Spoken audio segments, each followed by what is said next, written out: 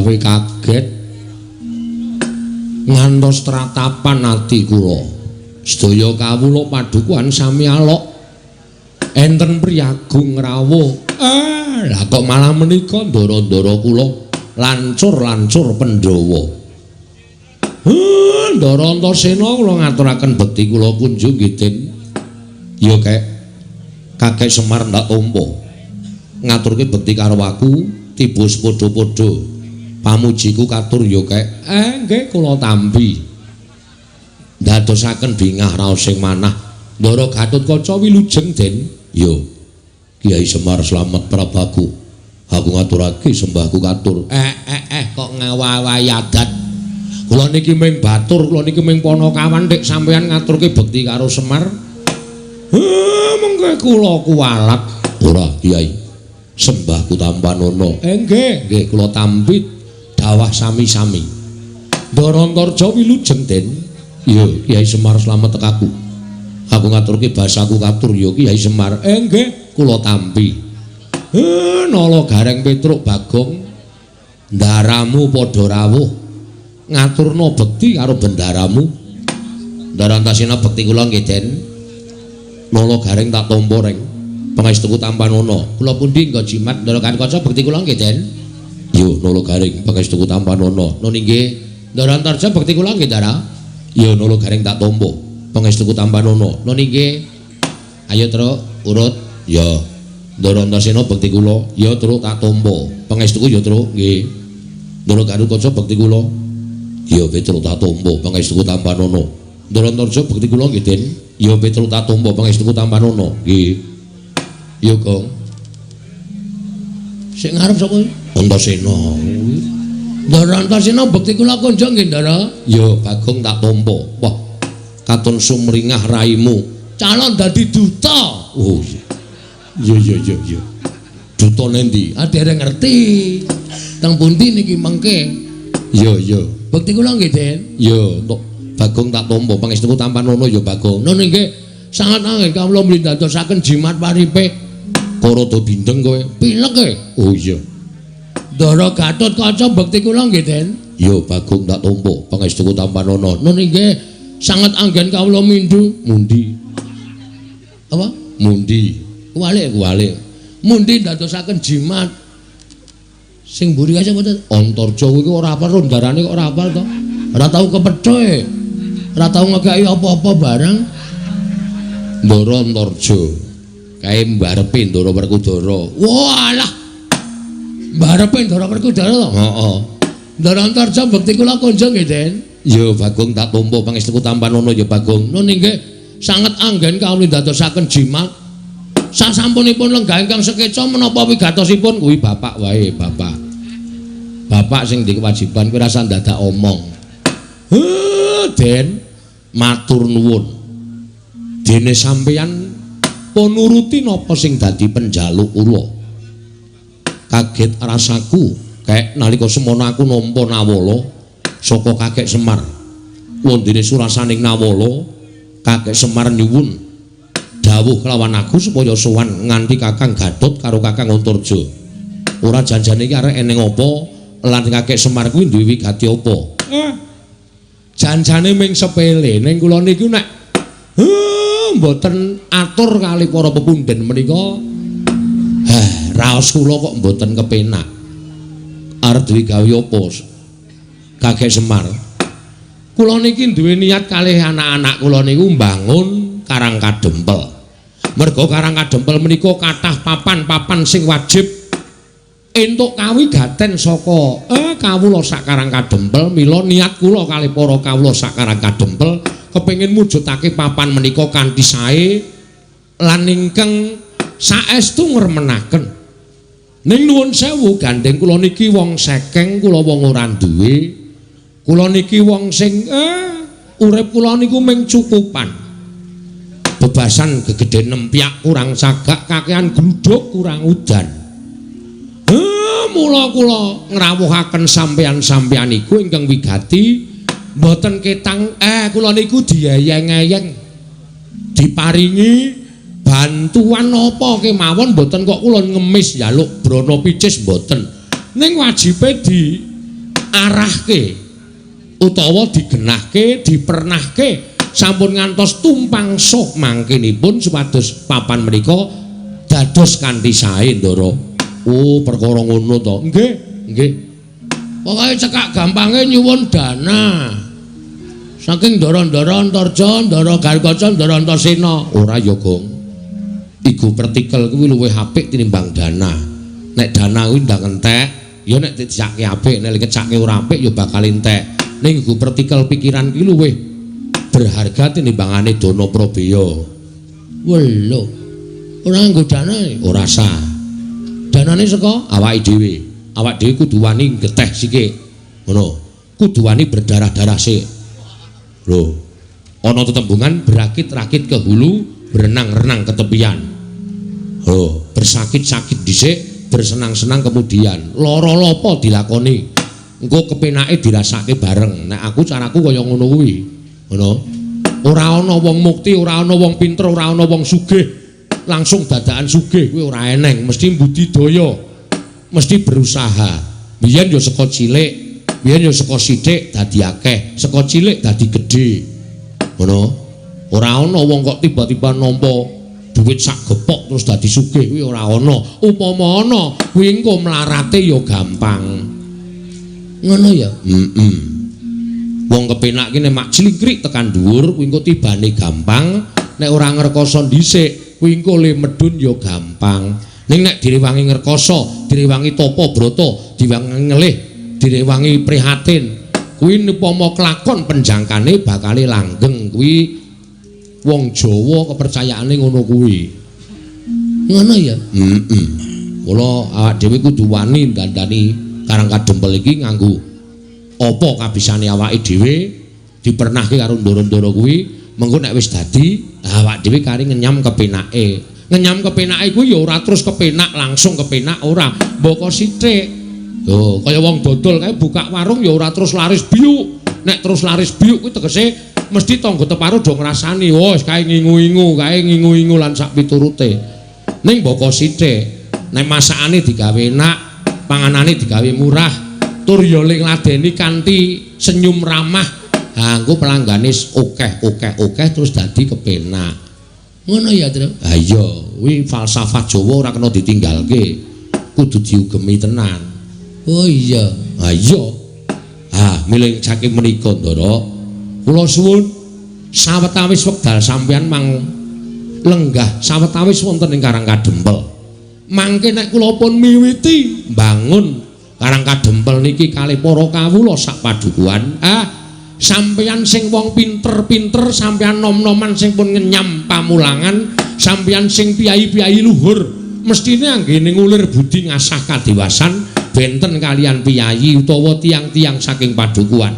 Mang pernahke, mang tata, mang dunungke supaya apik tembe mburine, Ndara. Ya, yen ming perkara kuwi aku saguh kek.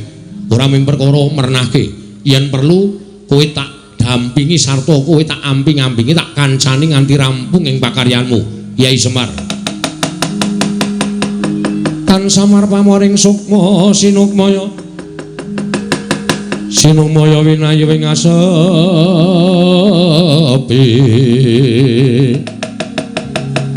sumimpen telenging kalbu pambukaning warana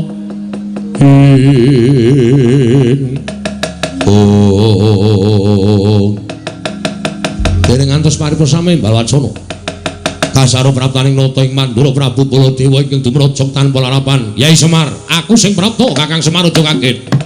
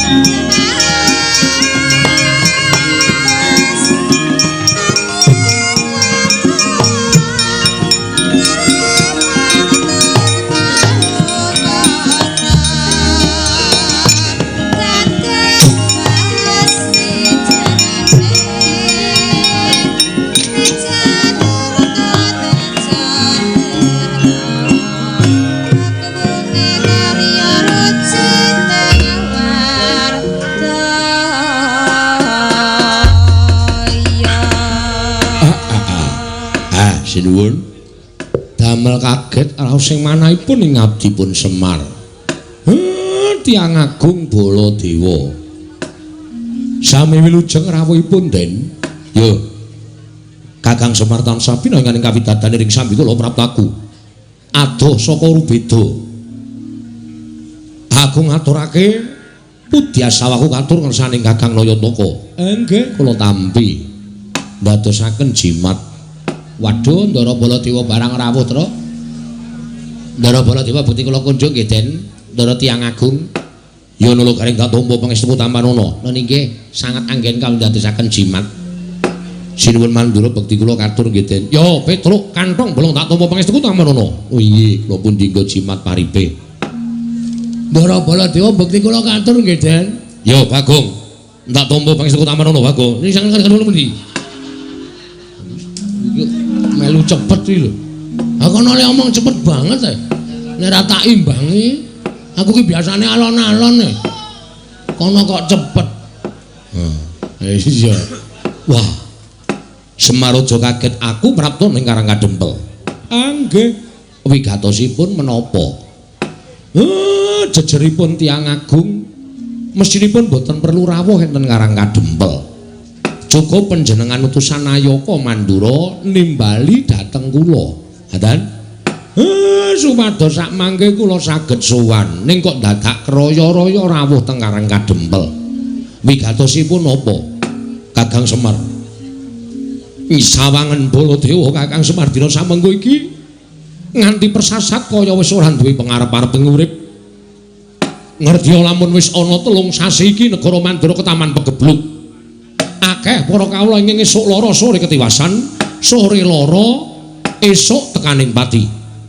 Mongko madal saring usada. Wis ora kurang-kurang gonku ngrawake para brahmana winasisiwa sugata miyang para nipuna supaya nambak rengkaning praja parandening katindakake gagar wigartan antuk karya. Nganti adeking nata Mandura Baladewa disuraki dening para kawula sak negara Mandura. Sinenggo aku sawijining ratu ingkang ora bisa paring pengayoman marang kawulaku. Waduh, Kakang Semar.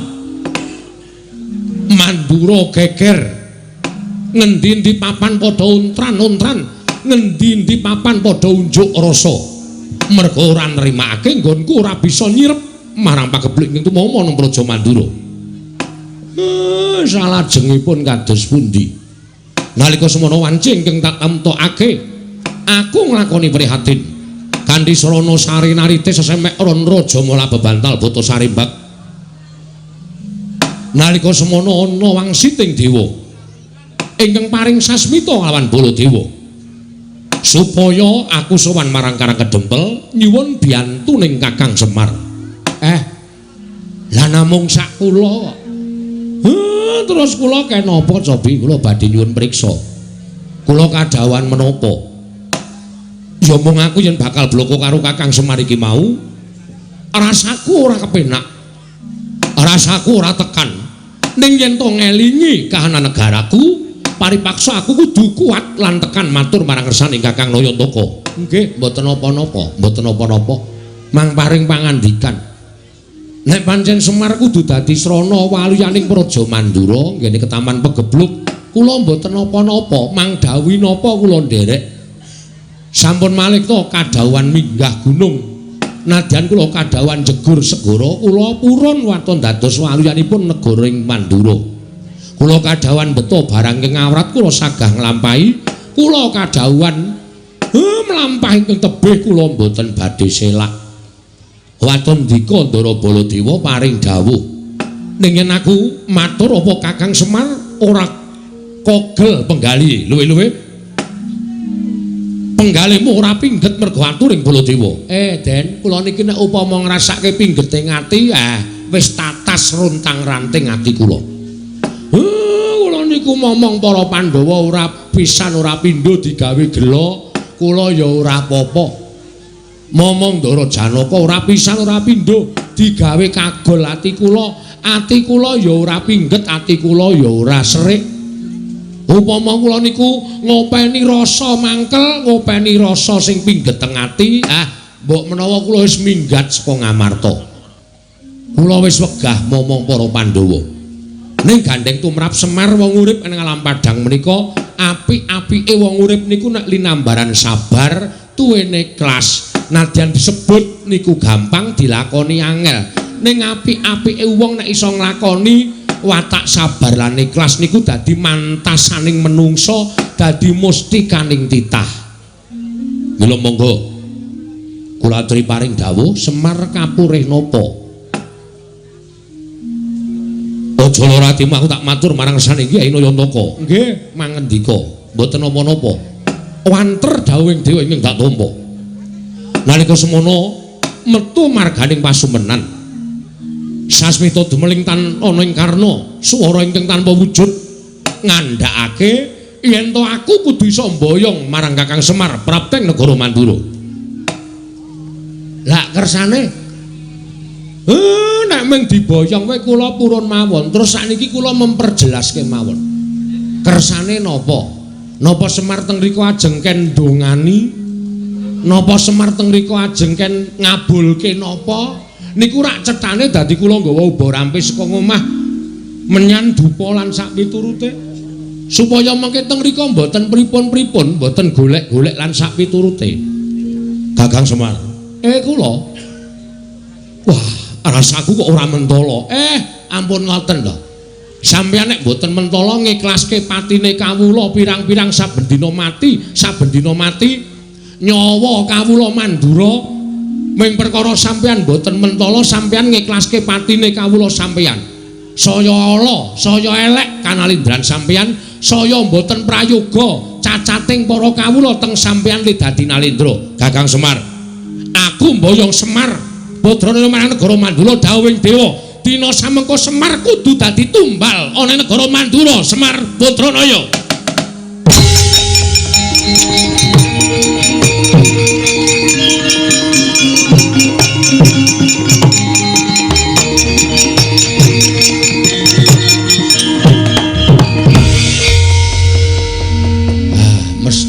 mesti lho kowe arep ngopo Bagong kowe arep ngopo? Sik, Pak, meneng wae. Ora usah omong kowe. Iki nek ora sing nanggapi aku ora gayeng iki, Pak. Kuwi sinuwun Mandura, wis ngerti. Aku wis apal. Iki ya bendaraku, ya pepundhenku. Kok cetha banget omongane. Semar, kowe atago ning Mandura arep tanggo tambal. Ya sok kupinge. Apa Gong tambal? Tumbal. Hah? Tumbal. Tumbal apa tambal? Tumbal. Tumbal apa tambul? Tumbal. Tumbal? Saya nesu aku. Penyakit. Gugu karepe dhewe. Nek ora digenahke Petra iki mau aku basa apik-apik karo sampean. Nek bareng digenahi karo Panakawan sing jenenge Petra, kakangku. Nek Semar arep digawe ning negara Mandura nggo tumbal, wae lah. Kewanen kowe ling ngucap. Aku jane ora mentolo, Bagong. Ning piye meneh? Negara Mandura mbutuhake Semar. Semar ki menungsae, udu sapiye? Semar ki menungsa. Bapak Semar ki menungsa tur dadi pengarepe Pedukuhan Karang Kajembel. Nah saniki kula tak takon karo sampean. Sampeyan entuk wangsit saka sapa? Saka dewa. Dewa ki cetha jenenge sapa? Bathara sapa? Wah, nek bab kuwi aku ora ngerti. Kuwi mung swara tok. Wah iso uga kuwi mung swara tip. Utawa wong jajal sound system. Aja kepenak kowe watoni wara. Kowe tapa merem to? Merem. Kowe le tapa ora ndelokke sapa-sapa to? Ora. Lah, kuwi kowe le tapa nang ndi? Ning Sanggar Pamelengan. Sanggar Pamelengan iki kiwa tengene ning omah ora? Ana. Lah aku mesti wong nyetel sound system. Udu swara dewa. Lah kok dadi kowe ngawur arep boyong karo Semar Gagabranganamaya. Badranaya. Nayantaka Bojogati. Duduk Manangunung. Kowe duduk, Pak? Ora. Lah kok jenenge duduk Manangunung? Wis rasa cerewet kok ngono kok takokke ora. Goleki rondo, Pak. Moh. Kok duduk Manangunung goleki rondo engko nggoro aku. Wis. Bales. Hah? Nek Bapak arep digawa menyang ngendi mau? Negara Mandura jelas aku ora ikhlas. Nek tekan negara Mandura Bapak kon ngopo lah? Sing liyane tumbal, ora masalah, gawanen Bapak. Nggo ngene kene ya nggo apa? Nek Bapak terus digone negara Mandura kok arep dienggo tumbal, berarti kan mung dipateni. Monggo dienggo tumbal ki tegese dipateni, ateges aku ora weruh Bapak meneh. Aku kelangan Bapak. Hah? Terus kowe tenang-tenang. Ngilangi nyawane Semar. Terus kawulamu tentrem. Terus kowe ayem nang kono tanpa memberi sedekah sedikit pun Anda pancen kowe nganggo tumbal Semar, tukunen kowe. Cedes iki. Meneng wae Pak ngono nek payu larang kekke, Pak. Ora apa-apa, ya. Ya, Tre ya. Petruk setuju kok. Ora apa-apa ngono nek nyang-nyangane larang tak kekke. Nggo ora apa mati wae malah penak lho Pak mangane kowe urip perkasa to, Pak. Waduh. Ngidoni Semar. Aku sing ora trima. Aku ora trima. Lah aku tekan kene kudu mboyong Semar. Ora iso. Ora iso mboyong Semar. Kena mboyong Semar. Waton kowe iso nglangkai batange Bagong. Kowe lah kewanen, Gong. Ndara Baladewa iki duwe pusaka ampul, Gong. Apa? Nenggala Alugara utamake Gunung Jugruk Segara Asat. Kowe duwe pusaka apa? Wah, ora ngerti. Nek men tamake Gunung Jugruk aku duwe to. Saya nek adem-adem ngene iki. Tak tamake Gunung Jugruk kabeh yakin mbok Gunung 10 wis to. Tamani Jugruk kabeh. Tenan aku. Yakin wis. Jenenge apa wis? Ora tak duduhi jenenge. Nek ngerti duduhi bentuke ya yo. Ya ya. Lah mau entuk nanti kok oh gawan. Oh. Gawan padake iki. Anggere tak tuk ngono mesti grugutuk ngiwonengen.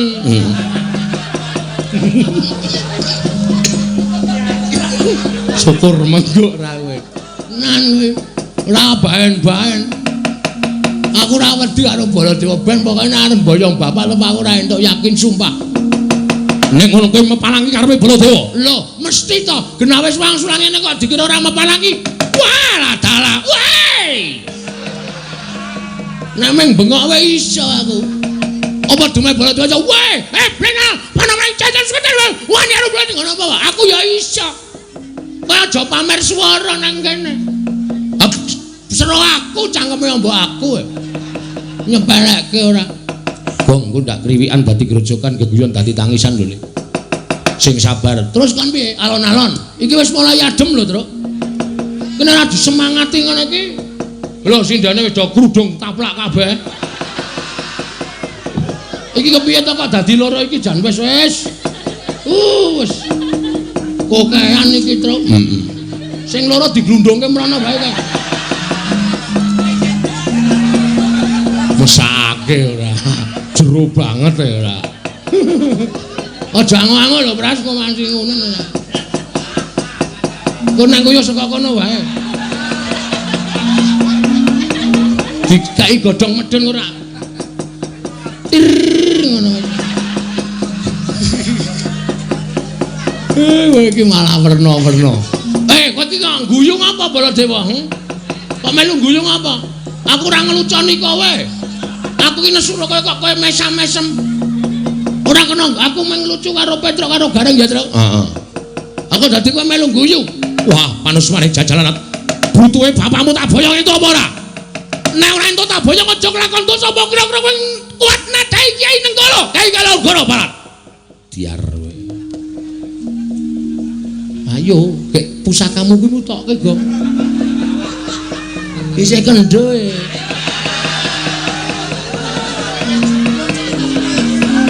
Burung tak empake. Jarene iso nggo nuthuk gunung. Ha iki nek ora dimatke ya nggo nuthuk ya ora jugrek. men kaya wong keplok. Iya.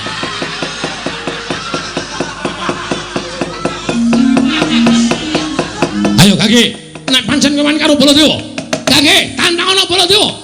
Kowe mepalangi aku ngene mbayang Semar Badrana aja nglakon dosa Bagong. Nang endi papan neter Katidayan? Diteter Baladewa apa Bagong sing tekaning pati? Gong. Ngopo kok mundur? Teratapan ya aku. Ah terus? Oke. Isin ditonton karo Petro karo Gareng. Tiwas bengok-bengok kok ora wani. Oke, nanti papane wong neter Katidayan. Bagong. Mundur. Ngapa, Pak? Mundur. Aja dipisah, Pak. Aja dipisah. Ora tak pisah, mundura.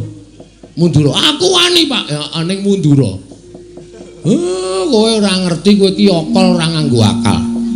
Bapakmu iki deloken temandang ora usah bengok-bengok ning merantasi.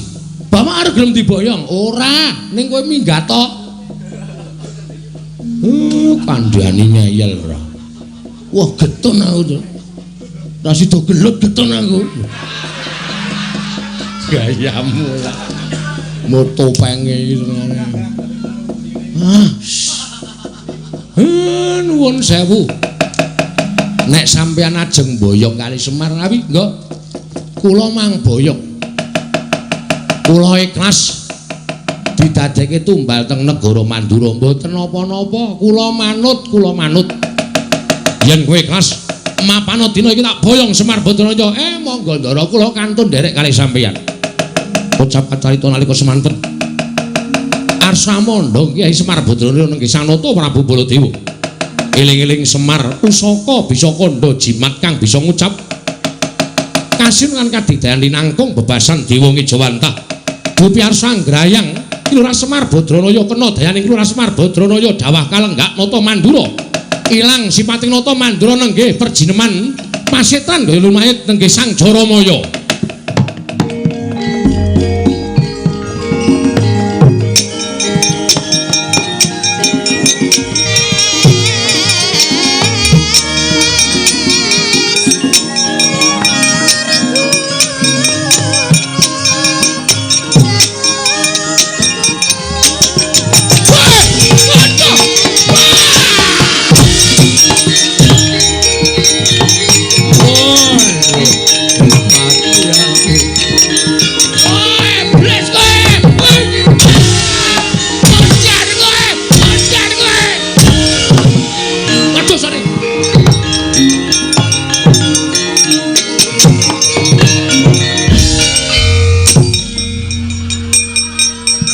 Ya ngawur to Gong, saking mempeng kowe. Cengele Semar kaya rai buta. Wah, gejlek sak kayang-kayange. Ngawur ora. Aduh, Kyai Semar kula nyuwun. Kula nyuwun gesang. Oh, sapa ya, Pak? Jaramaya. Wah, Jaramaya ora. Anak buah sapa iki?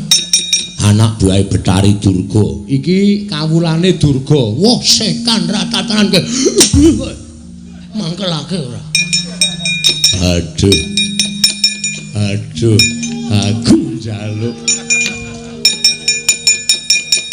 Aku njaluk urip Semar. Aku njaluk urip aduh. Kowe iki ngopo? Kowe iki ngopo ora tak kabak-kabake? Aduh mati aku. Aduh Semar. Iya tak nehi urip Jaramaya, tak nehi urip. Aduh. Bagong kowe tak tuthuk ndasmu lho. Iki wis ora iso apa-apa, iki ora sato kapak-kapake. Iki pancen tumbak cucukan iki. Aku kira ngapa-ngapa ya, Mer. Ki meng tengok nang kene kok. Waduh.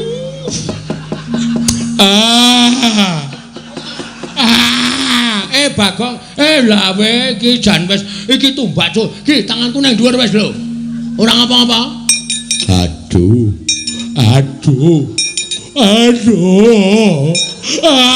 Bagong, Bagong.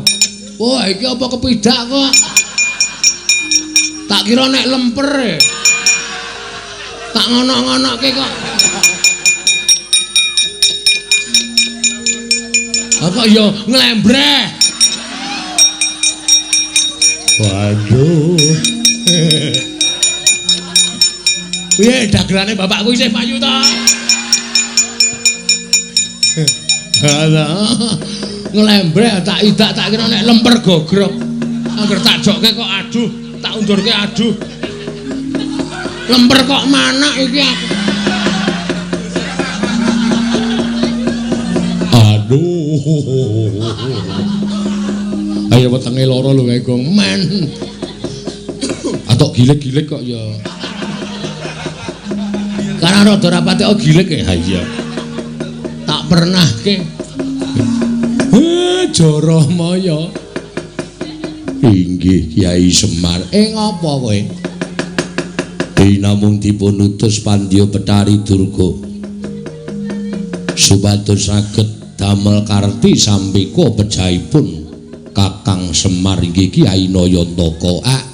Durga ya ora leren-leren nggone gawe srana patine Semar. Lah saiki durgane nanti? Samenika para perjineman Baju Barat sampun ngramyang ngebaki Karang Kadempel. Wis ngramyang ngebaki Karang Kadempel. Inggih mila mekaten. Ayo kowe minggat to.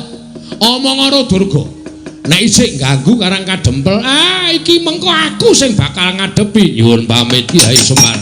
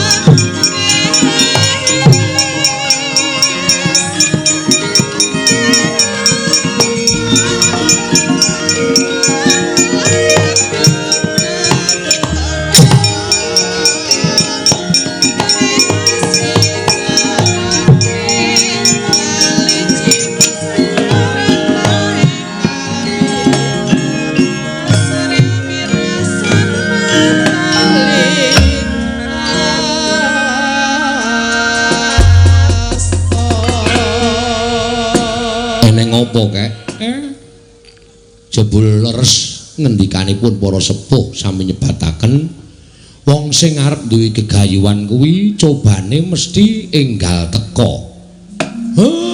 Jebul niki wau Sinuwun Mandura ketoke blegere nata Mandura bareng kula sebda lah kok wujud Jaramaya matur nek Durga kali sak wadyabalane pun ngramyang teng Karang Kadempel. Kuwi lah dal. Lah terus sampean pun sago bantu kula to. Mula perkara wadyabalaning Betari Durga niki kula pasrahke sampeyan kalih anak-anak kula. Kula tak ngrantam sarta kula tak mikir napa sing kula butuhke. Mengke supaya anak-anak kula sing golek. Oh ngono kae. Nggih.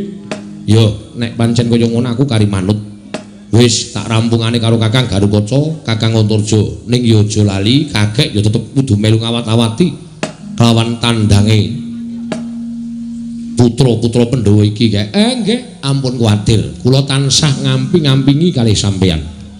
Nala Gareng Petruk Bagong, kowe krungu dhewe Karang Kadempel diancam karo balane Betari Durga. Mongko balane Betari Durga kuwi bala sing ora ketok, sing do ngati-ati.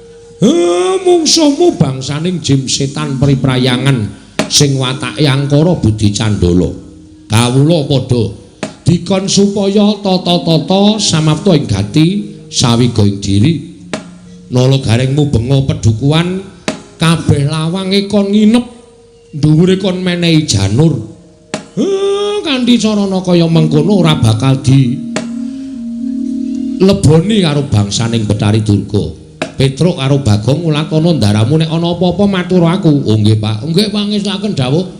Wis pepanggihan padukuhan iki dibubarake dhisik.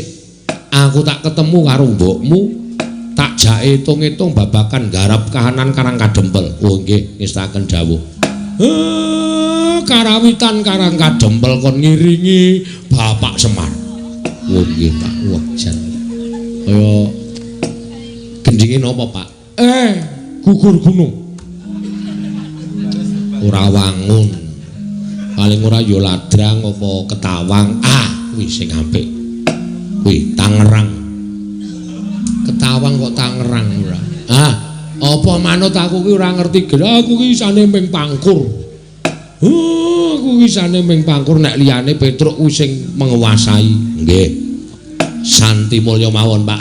Kuwi cocok kuwi. Santi kuwi aku cocok. Santi Mulya. Wis. Wis kono gek dunekke grombyang-grombyang. Aku ge tak mlebu, ndara-ndara kula pasrahke nggih Den. Ya, kek nyuwun pangestu. Kyai Semar nyuwun pangestu. Kyai Semar nyuwun pangestu. Nggih ngatos-atos. Mugi-mugi lebda ing karya ndara. Purna gati ning pananggilan. Kira Semar sumlebet madyaning pendhapi padukuhan katurun saking Mandrawa. Sadaya para kawula padukuhan tansah ngrepekaken kidung suci Santi Mulya.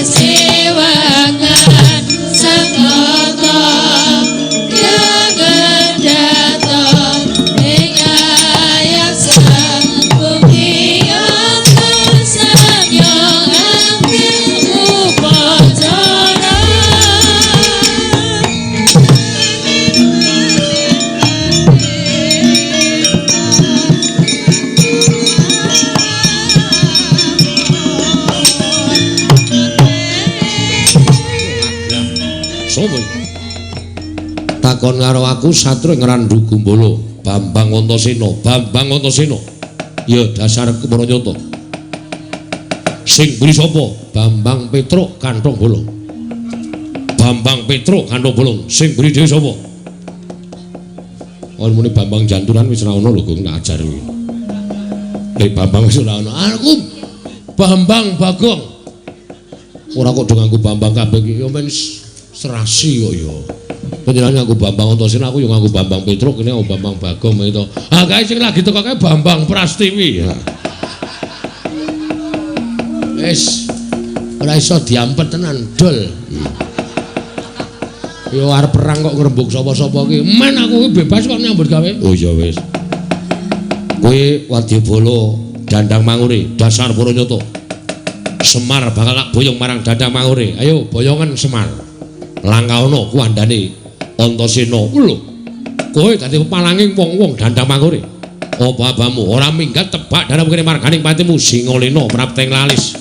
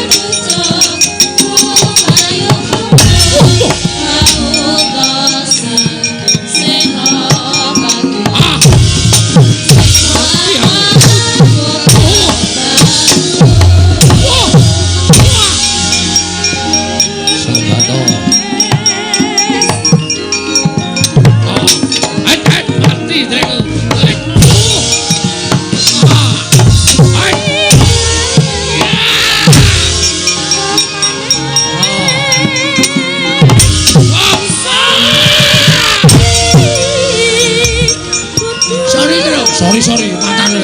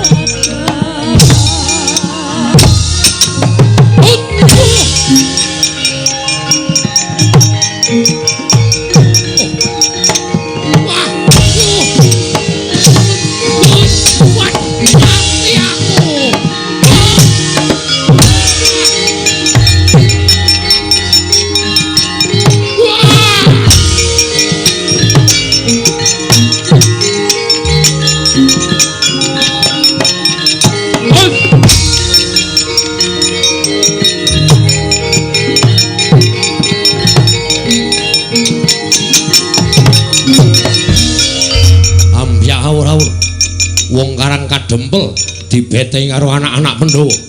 Kowe wong Dandang Mangure ya dasar Puranyata Satra sisik Antarja. Kowe sapa? Aku Tumenggung Salukat Katut Barat. Tumenggung Salukat Katut Barat.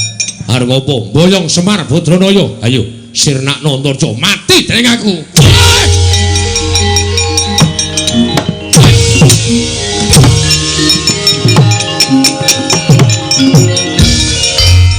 Cerdas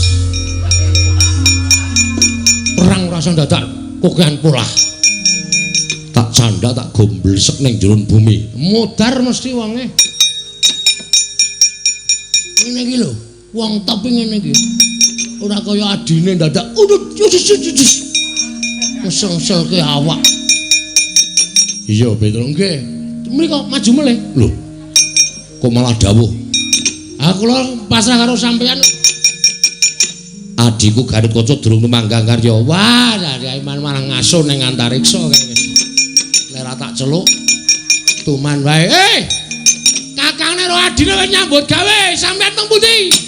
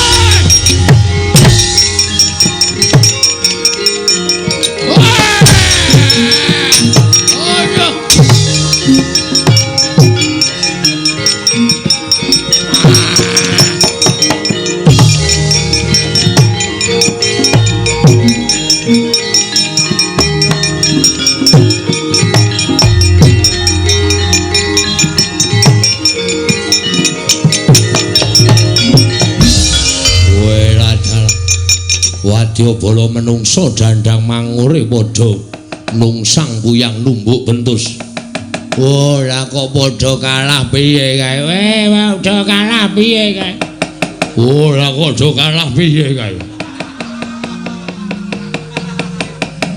Para perjinoman jim setan pribrayangan. Aja nganggo cara sing agal. Nganggo cara sing alus. Jiwane wong-wong kae disusupi men padha gelut dhewe-dhewe kanthi cara mengkono Karang Kadempel bakal geger. Oh iya, ayo Kang tak derekake. Ayo Kang tak derekake. Ayo alon-alon.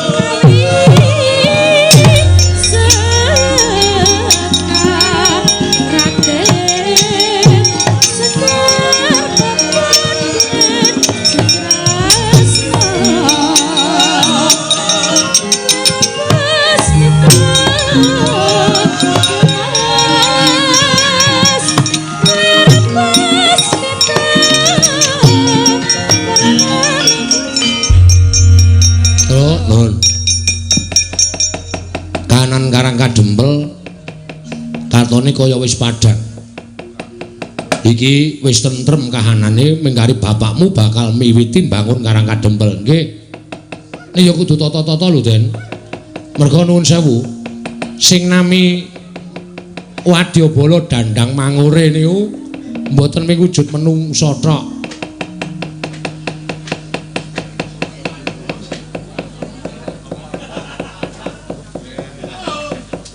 Sing jeneng Wadyabala dandang mangure niku mboten wujud menungsa tok. Ana demit, ana ula, ana kewan. Niku nek mboten prayitna ngati-ati ngrekoso sampean. Mula kudu sing prayitna ngati-ati. Yo. Bener kandhane Petruk Dimas. Yo, mula Kang saka kuwi aja nganggo netra lair tok, Kang, ning netra batin.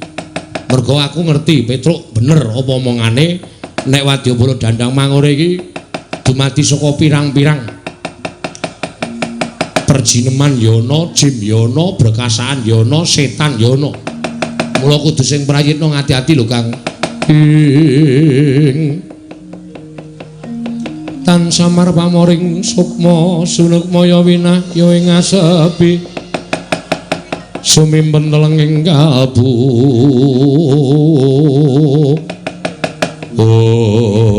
Datan prayitna nata pringgondani Prabu Anung Gatotkaca sinusupan balaning Betari Durga mila katingal abrit bergatak pasuryane Nalika semanten datan tali wara anyar ndak ora Petruk linarak wani kaget Risang Antasena wau.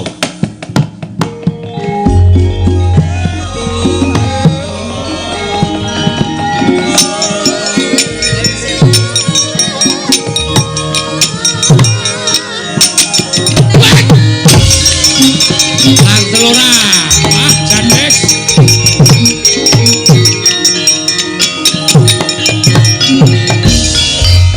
lah tenan to Gong aku ora wis omong to Wadyabala Dandang Mangure iki ora mung agal ning alus ya ana nyatane Kakang Garukaca ora ana apa-apa kok Petruk dicandak glone ditekak dilarak kaya ngono kae pun nengke mawon men mudhar sisan ora kok Petruk kok mati ben Petruk iki ndek utang aku ora tau nyaur men tekan Ndara Garukaca aja kae ya Kakang nek nganti ning apa-apa engko ndrawasi tak kandhani ha terus piye manut aku doyak Gong doyak supaya Petruk aja nganti mengko dipateni karo Kakang Garukaca nek nganti dipateni ngrekoso perkarane dadi liya mengko mati dening aku kowe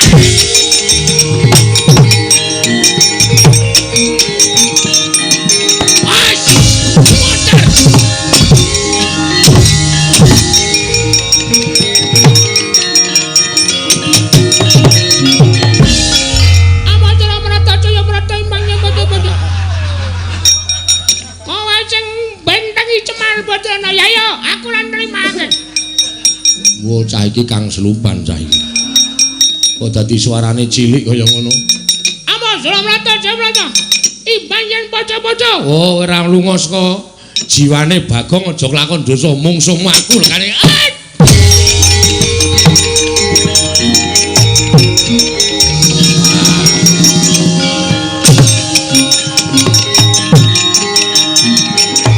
Mari kok mari.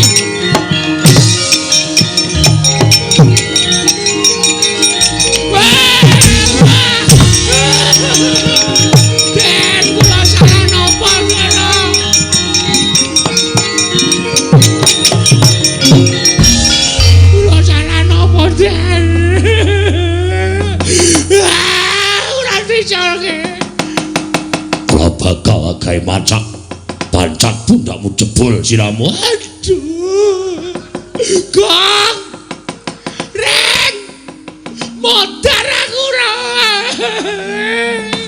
dadi colke ampun kaya ngaten iki Ndara sampean kenging napa Gus sampean kenging napa mit Kang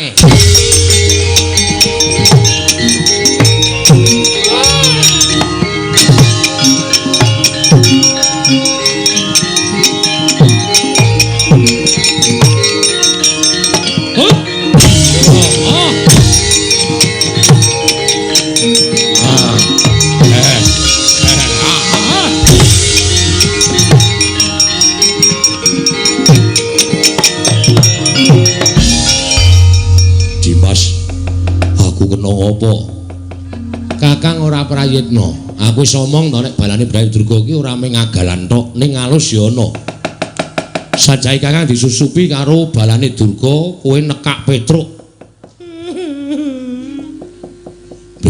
mbah Petruk aku ora ngerti apa-apa kok cetha lagi teko kok cek gulune ditekak dilarak kalau mencinge pindah aku njaluk ngapura wis lho rasa dadak iki Kakang Garukaca mau diangslupi lho sing angslupi sapa balane Bathari Durga oh niki pun sadar dereng wis Bagong mau ya heeh nggih napa nek ora tak tulungi Bagong mau ngamuk ora karu-karuan mripate abang ha iki mati dereng tak cerdasmu lho kok ngapae jare Kang Slupan, wis mau ya nyok.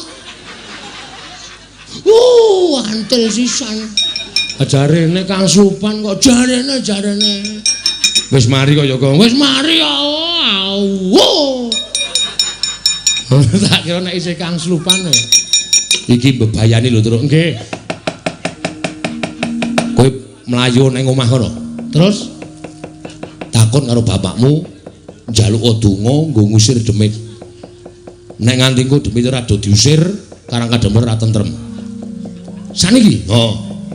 Nek ana demit mengko diusir nganggo japa mantrane bapakmu. Yo Gong yo. Yo.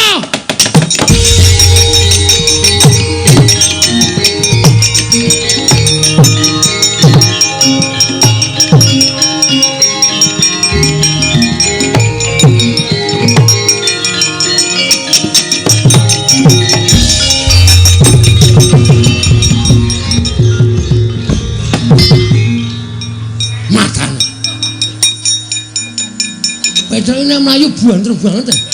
Aku sing nyurung saka mburi kok banter banget. Ana wong tuwa tenguk lincak nganti gegeblak. Nyun ngapura, Pak. Piye Petruk? Ndara Antasena wis iso nyingkirke wadyabala dandang mangure sing wujud menungso.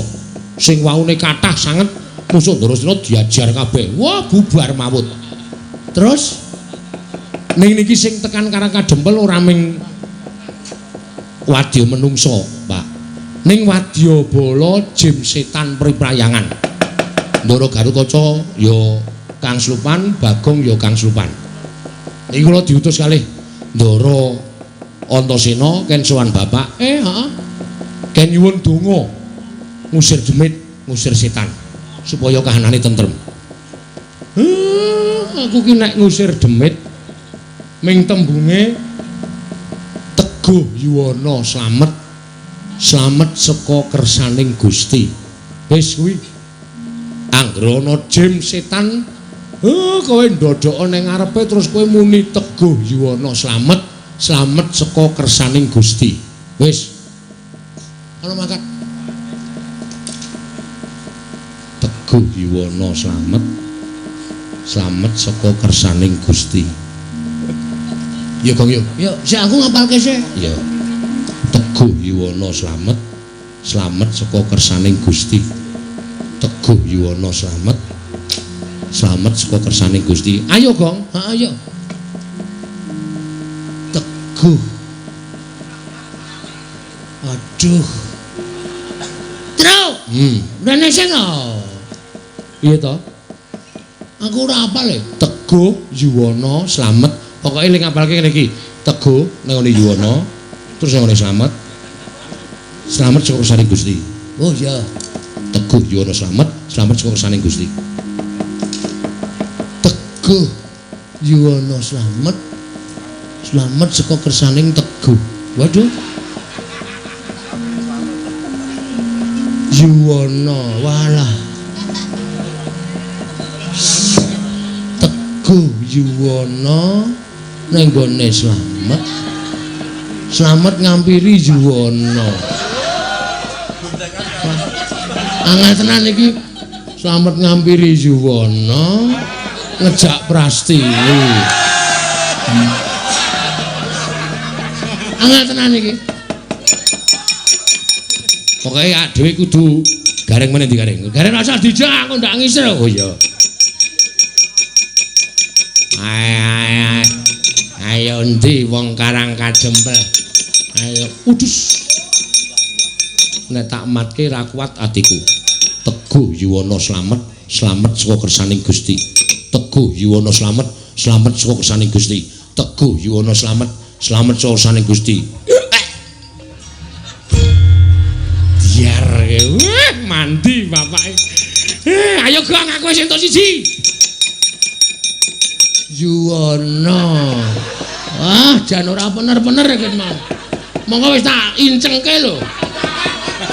Teguh Yuwana slamet saka kersaning Gusti. Modar. Apa saiki? Alah. Hai.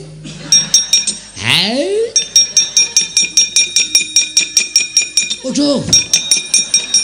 Medani tenan iki.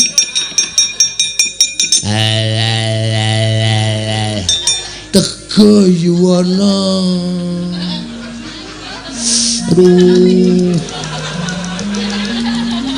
Teguh Yuwana slamet utang Teguh.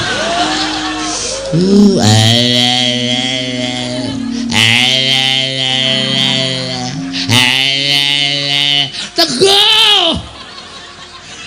Teguh Yuwana selamat saka kersaning Gusti. Teguh Yuwana selamat kersaning Yuwana nang gone Teguh. Piye Gong aku ora apal.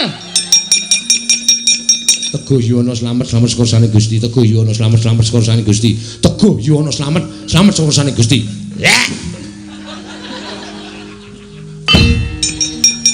Oh, aku wis sukses kok. Udus. Teguh Yuwana selamat ya aku. Oh, kaya demit e bokongmu.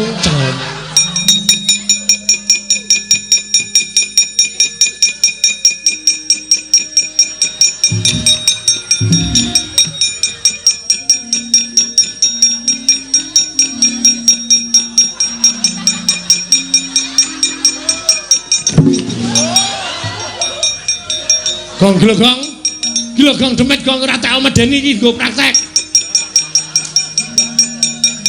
Teguh Yuwana selamat saka kersaning Gusti. Weh Pinokio.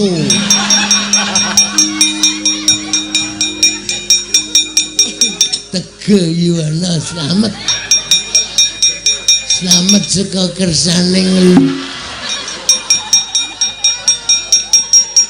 Teguh Yuwana selamat saka kersaning Teguh Yuwana. Cak ora iku ora. Teguh Yuwana.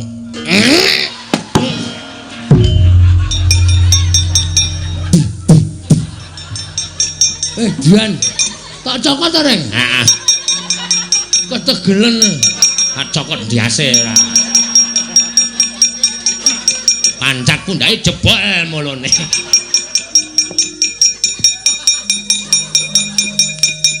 Aku arep njaluk Semar liyane kangenan ning ngapalke aku. Ora njaluk liyane wis. Teguh Yuwana. Oh Bapak. Sopo-sopo ardi rapali, sopo-sopo ardi rapali. Paliyane, Pak. Liyane Teguh Yuwana angel tenan asli. Tenan, Pak. Kajate ora dadi, cinciripit gula batu kejepit.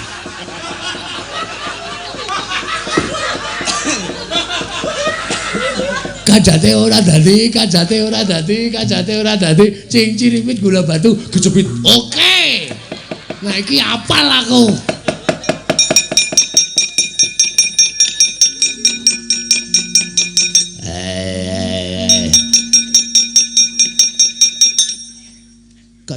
Kajate ora dadi, cincir silit. Gula batu kejepit. Kajate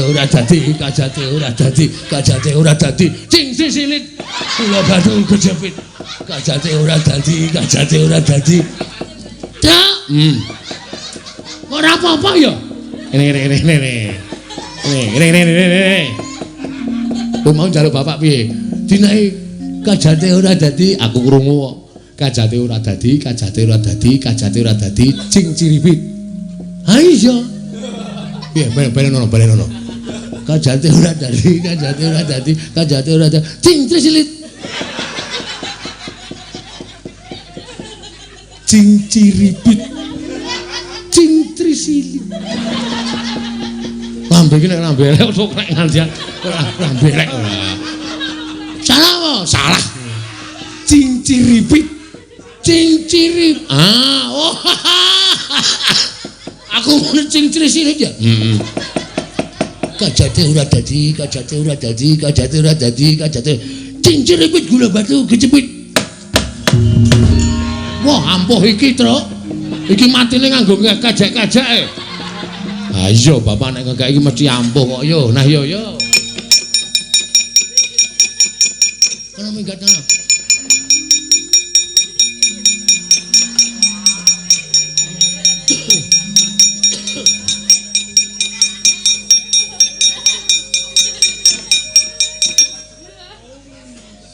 Teguh Yuwono slamet sekon. Teguh Yuwono slamet sekon. Teguh Yuwono slamet. Gong, iki bagianmu le.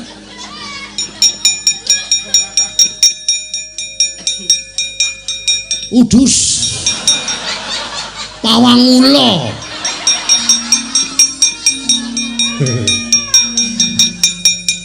Teguh Yuwono slamet saka kersaning Gusti. Kajate ora dadi, kajate ora dadi, kajate ora dadi, kajate ora dadi, kajate ora dadi.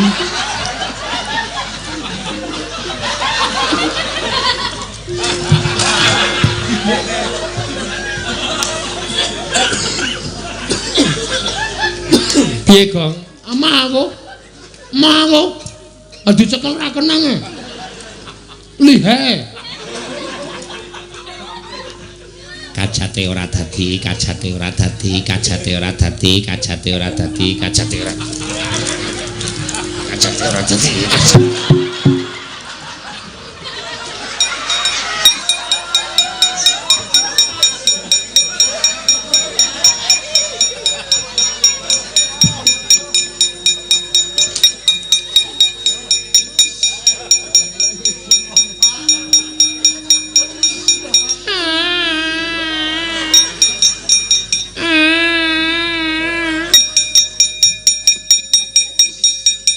Kajate ora. Petro rene ndongane iki tak ajar. Lho. Iki demit e, Kong. Iki apike? Lho, apik. Aja dadi dongani. Semen ngene iki wae. Oh jeneng demit kok. Kowe iki demit medeni kaya ngono kok. Kajate ora dadi, kajate ora dadi. Reng tak sumpel cangkemmu lho, Reng. Kok nek nganti iki ilang, obong mati ku tak ajar. Biar tok apake? Arep tak ngu. Warding ora. Kajate ora dadi, kajate ora dadi, kajate ora dadi, kajate. Kajate ora dadi. Kajate ora dadi, kajate ora dadi, kajate. Kowe ngapa ya kalau menjinge munggah medeni? Ngelak ya aku. Aku haus. Haus yo ngapa ora? Kajate ora dadi, kajate ora dadi, kajate ora dadi, kajate ora dadi, kajate ora dadi, kajate ora dadi. Kowe dan Reng asline demite udu iki. Andi nang kono. Ngeri tenan ya aku. Anak gendruwo. Ajar dasmu lho kowe. Endi? Kowe lho. Piye kowe bungah to? Bungah aku. Bareng ki sing ora cocok tuwekan ora.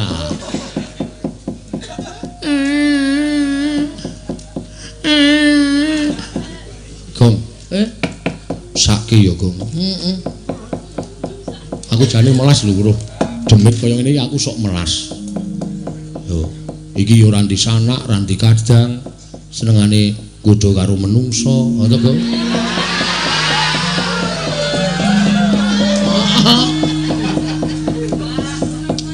Apa ya kowe mentolo? Iki ijen tanpa ruang lho, Gong. Ora ndek dulur. Ora duwe anak.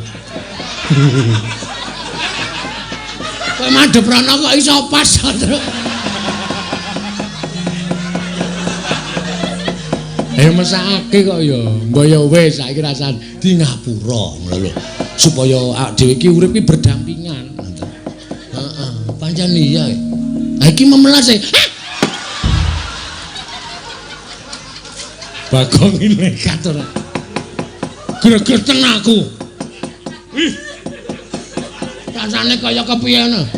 Kajate ora dadi, kajate ora dadi, kajate ora dadi, kajate.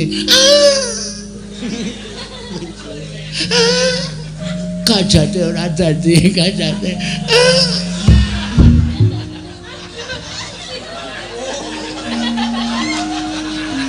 Aduh. Ngapa, Gong? Dan balane Betari Durga ana sing nggawa mriyem, Bro. Siap menembakkan. Ngeri tenan. Waduh. Ayo ora krasa tetep empuk.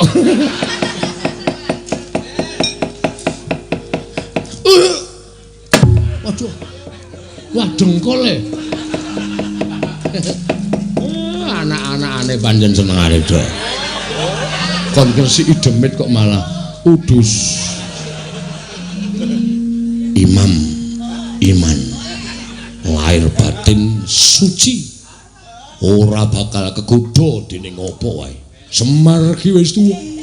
Semar ki wis menep. Ora bakal. Ora kurang jaman nom-nom aku mbiyen.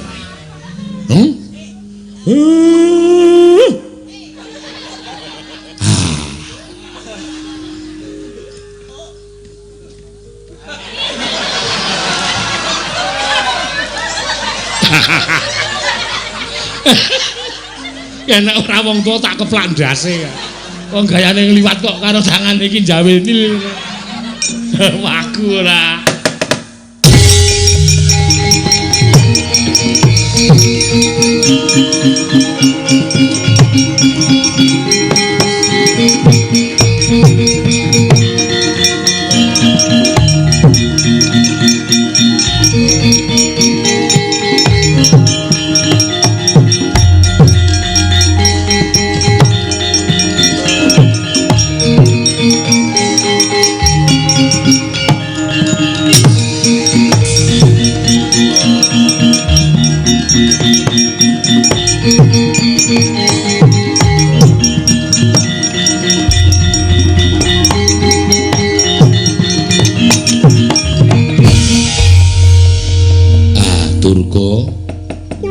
Dawuh Kyai. Ora. Janjane ngopo to? Kowe iki wis cinadang dadi dewaning panggudha pangrencana. Ya bener kowe iki mesti duwe pakaryan ngganggi godha marang titah. Ingkang wis bener lempeng lakune kudu mbok enggokake. Tur kowe mbawahi sangganing para berkasaan kowe iki duwe wadyabala jin setan.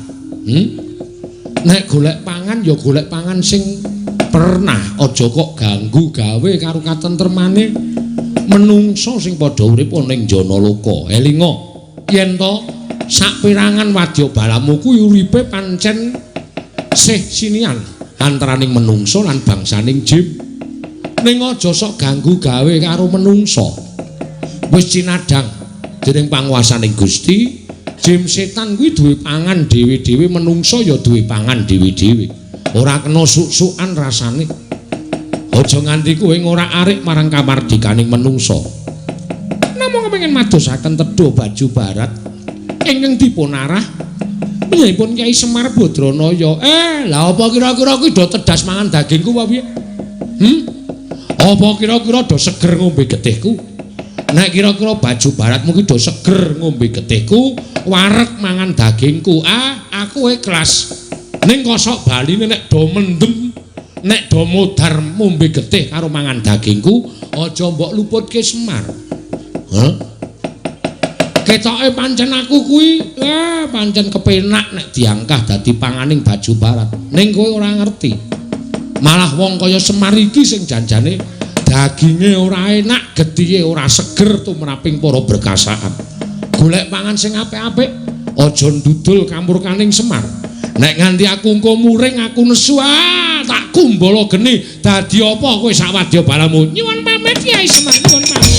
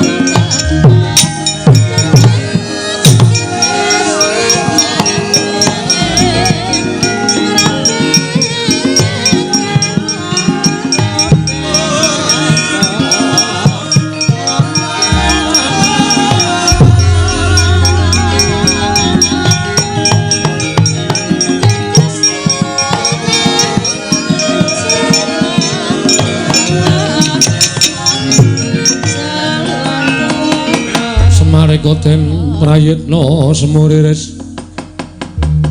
Semuriris eka balik titiyani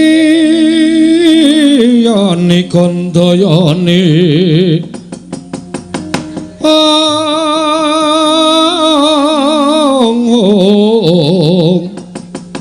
titiyani gandayani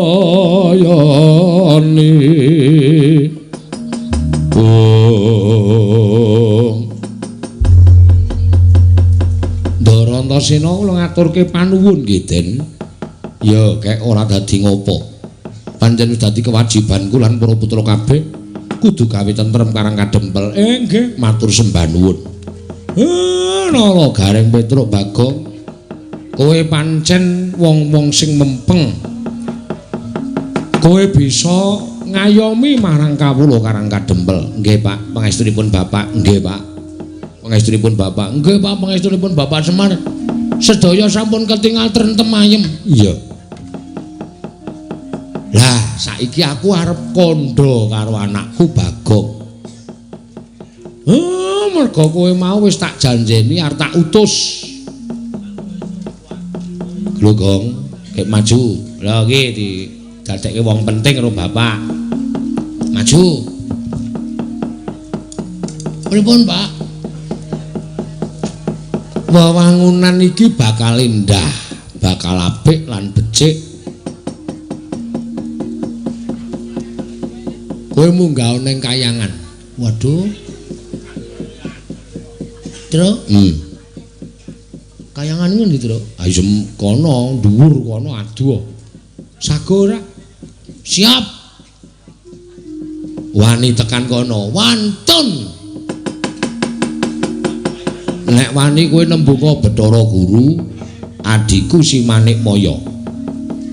Nek karang kadempel butuh winih, ya kuwi pelem pertangga jiwa lan winih jambu dipa nirmala. Munggah njaluka Bathara Guru. Nek Bathara Guru ra entuk, omong nek sik dawuh Semar, aku ki kakangne Bathara Guru, aku ki Sanghyang Ismaya, kae Manik Maya. Teja Maya ki toga kae. Nah aku sing nembung Bathara Guru mesti menehake. Umpama mboten, umpama Bathara Guru ora menehke piye ayo. Sak karepmu tak paringi Purbawasesa. Tenan? Iya.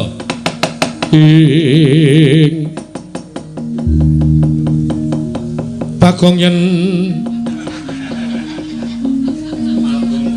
Malgang Legong ngelingono putrane sang Bojogati.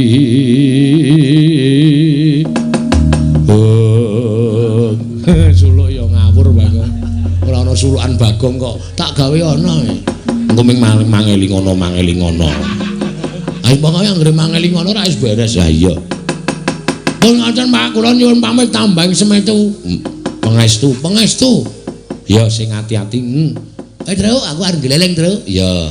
Munggah kayangan aku. Ngerti dalane apa? Udah. Aku wani dono. Sing jeneng munggah kayangan ki munggah Gunung Himawat utawa Gunung Himalaya.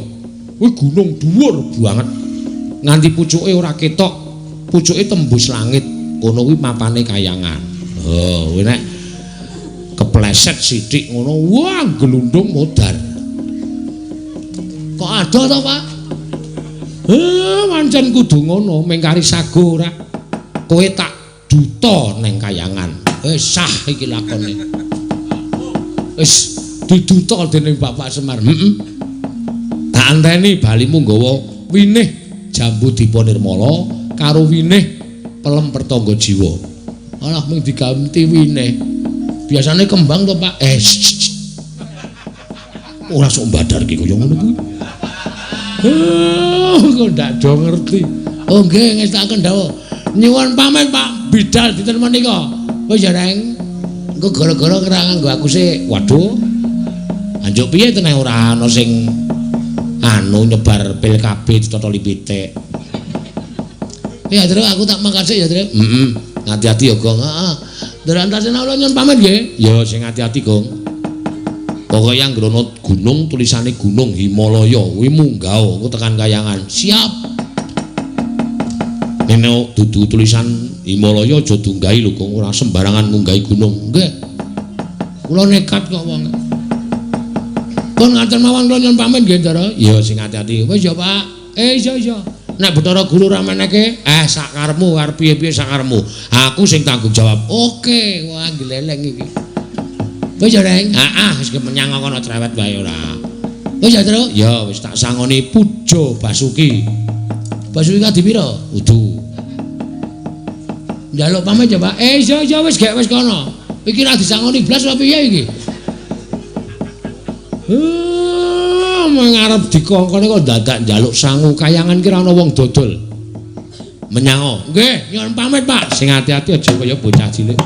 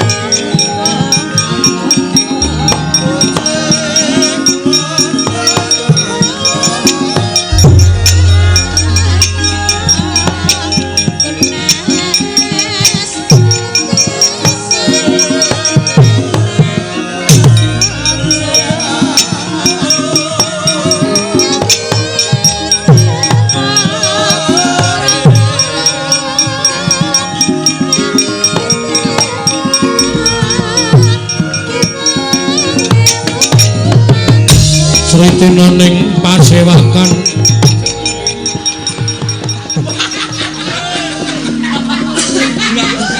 ora. Aku sakjane sing glodak ki ngomong apa? Kowe nang omah kon jaga omah mah glimpang-glimpangke meja. Wah, antil bodar.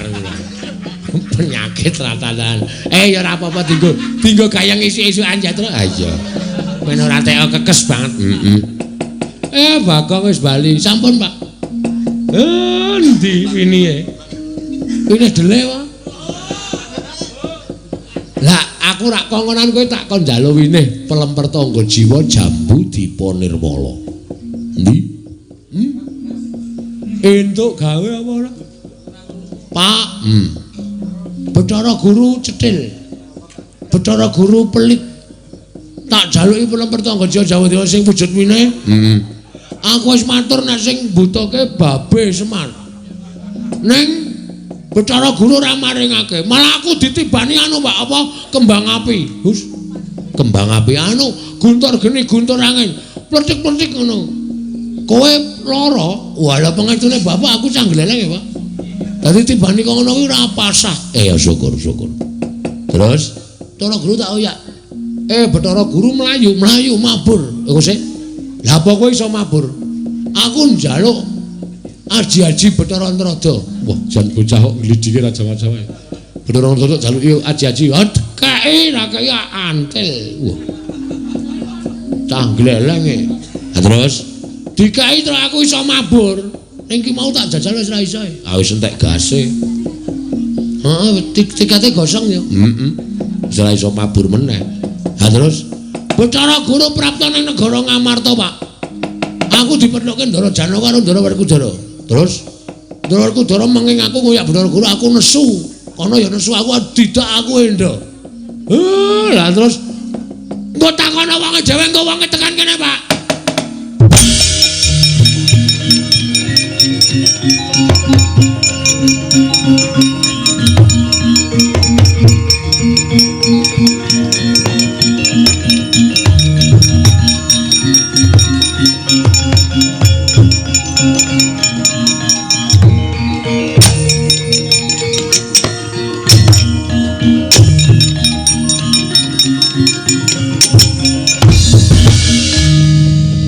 Ndara Janaka, iya Semar.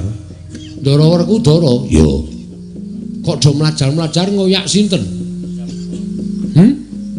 Ngoyak sapa? Ora wani omong. Do wedi lho, Bapak. Kula niku takon kok do meneng mawon, do ngoyak sinten? Ngoyak Bagong. Terus anak kula. Iya. Ajeng dinapake? Gajul dase. Kandhane ngeyel kono ora ngoyak-oyak Bathara Guru kok ngeyel. Ini Bagong. Kene pasrahno awak bandinge. Ambiar. Lho Gong sing wani omongan Ndara Werkudara. Rene nek wani. Lho. Ambane aku rono kadohan kowe rene. Wah, ae menungsane. Areng apa? Rene. Kowe sing rene. Wah, kowe rene. Kowe rene tandangi. Wah, Kang Mas sampun.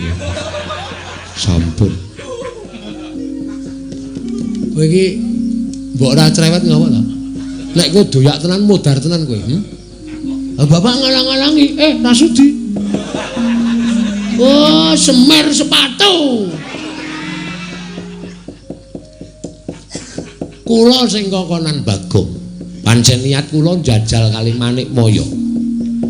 Kula niki wit seka dadi wujud Semar nganti tekan seprene meniki durung tau ngrasake sithik mawon kanikmataning Suralaya. Lah kok kula niat pengen njaluk winih mawon lho. Ajeng kinarya srana anggen kula bangun Karang Kadempel kok Bathara Guru malah ora ngentukke malah mentala karo Bagong niku sampean nek iso menggalih sakniki mang petung sing bener kula napa Bathara Guru pancen cah siji nika nek kalih kula Sri Anaten guru niku nek kalih kula pancen ora duwe rasa tresna sing ana gething keburu sengit mula pendak-pendak kula duwe kula duwe gegayuhan mesti Bathara Guru niku mesti ngrepoti laku kula. Ngopo Gong beker-beker ku. Kang Supan munyuk terus. Wah. Kang Supan munyuk ya sak karepmu. Kang Supan apa-apa sak karepmu ora. Ora ana apa-apa kok mere.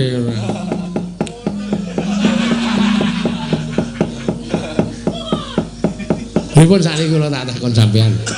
Nggih. Lah terus aku kudu piye? Pun sampean mboten santem pundi-pundi mangke ndel teng mriki. Mengke rak Manik Maya tekan mriki. Nek tekan mriki ajeng kula tanjihke karepe pripun?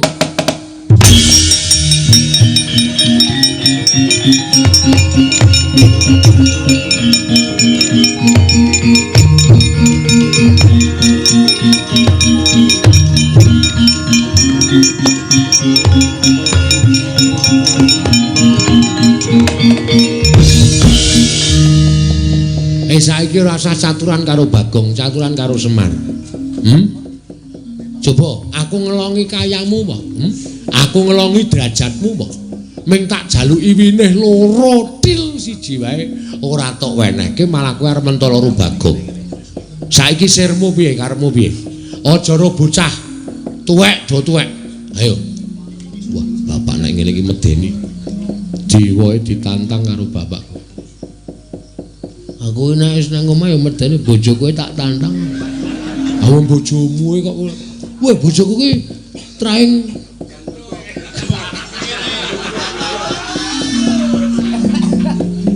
medeni lho terus bojone nek nesu. Ora wani nyebut nek nonton streaming. Mecucu mecucu. Siringan raruruan blas. Nek tak jaluki ide njukuk dhewe ngono kuwi. Aku mas tenang jane wong njukuk akeh juan. Ah iya. Digawe nesu wae iso njukuk akeh. Ana ora tak gawe nesu ora iso njukuk akeh. Ora iso dum-dum aku. Ah iya. Sirmu piye aku tak takon. Ayo, saiki mbok wenehke ora. Nek ora kowe tak tanting butuh nang kene. Apa aku kudu munggah dhewe nang kayangan tak rontoki plempertangga jiwa. Tak gawake Bagor. Jambu dipon kula rontoki kabeh. Kowe do ngeleh ora mangan apa-apa. Ya Pak yo, kosek. Konjur ayo Pak. Ayo dirontoki saiki Pak. Mbane pangan munyuk. Is.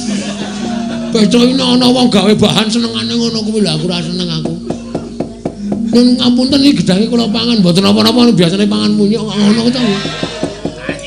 Terus pojok wetan. Ngopo? Iya. Hah? Inggih. Kakang Ismaya kula nyuwun pangapunten. Menawi Kakang Ismaya badhe ngersakaken winih Pelempertangga Jiwa lan winih Jambudipun Nirmala kula caosaken. Wo! Mencra-mencre. Mau dek aku nembung radikake barang Semar sing ayo saiki piye tak tanteng wutuh kowe ngejak apa? Terus pucet. Wajan wis. Yaene kok mangan gedang. Marai merinding. Iki apa to ya? Sir-sirane aku. Mangan gedang kok sir-siran. Marai ran jenak-jenaki wong mangan aku. Oh yaene iki anggere ana siji mangan gedang, loro mangan kacang ki rasane kaya ngati kaya deg-deg ser ngono lho. Ayo rasa dingetke ora. Ah weruh. Ah iya. Wis gak dijaluk pilih pertama-pertama jauh-jauh lho. Ulun caosaken Kakang. Ngono kuwi lho. Wong aku ki dadi kakang wis ngalah karo kowe pirang-pirang abad aku urip ning donya, kowe ning kayangan kanikmatan bondo donya, derajat pangkat tok kukup kabeh aku mung dadi kere kaya ngene wae tak trima kok mung jaluki karo kakangne kok kaya ngono. Oh ngono kuwi lho Om. Om sapa? Om Guru. Om Guru. Adine bapak to? Heeh. Aku wis glegekan terus ya, Tru. Ah iya. Irungku bunder deh. Sedot ireng. Antil jasmu. Kaya bayi kae lho. Irung butute irung lha di karo mbokne di ngono kae.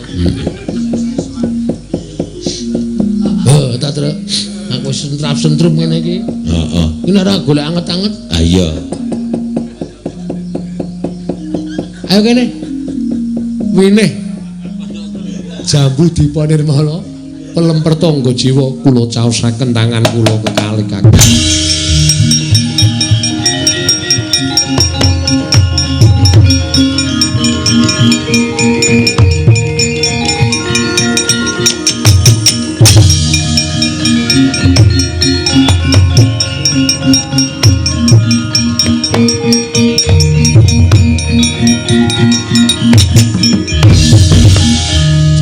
Ribut ki bentuke kaya ngapa to, Pak?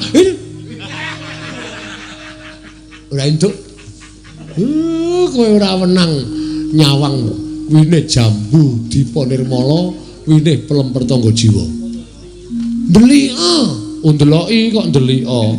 Wah, ndeloki. Wis.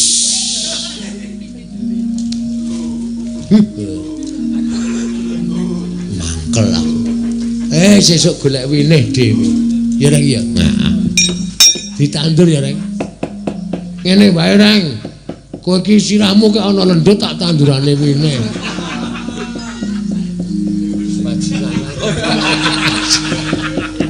Aku nganti jengkel lho rasane omong wae gek ming waton ngawur le omong. Lah nek ora ngono aku kele dicintai iki mergo kuwi lho. Ha iya. Kowe lah. Sinuwun Dwarawati. Iya, Bagong. Iya. Wilujeng Den. Sampeyan nggih betake wine? Ora. Mengar takon karo bapakmu. Mang takoni sing angel, men ra iso jawab. Bijine 0, Bapak. Pripun to? Kakang Semar nedya mbangun apa? Karang Kadempel niki ming supaya mecut rasaning para kawula sak Karang Kadempel gelem supaya bebodro rumiyin. Nek wis bebodro niku mengke mengkari ngrasake kepenake. Oh ngono nggih. Ya, Kakang Semar muga-muga kabeh mau dadi sarana pamecut tumraping para kawula sak Karang Kadempel enggal gumregah supaya papan kene bisa tambah reja, tambah endah lan setemah bisa ngrawake para piyayi-piyayi saka mancanegara. Monggo dipun wiwiti kanthi ucap Bismillah mugi saged kalaksanan, Ndara.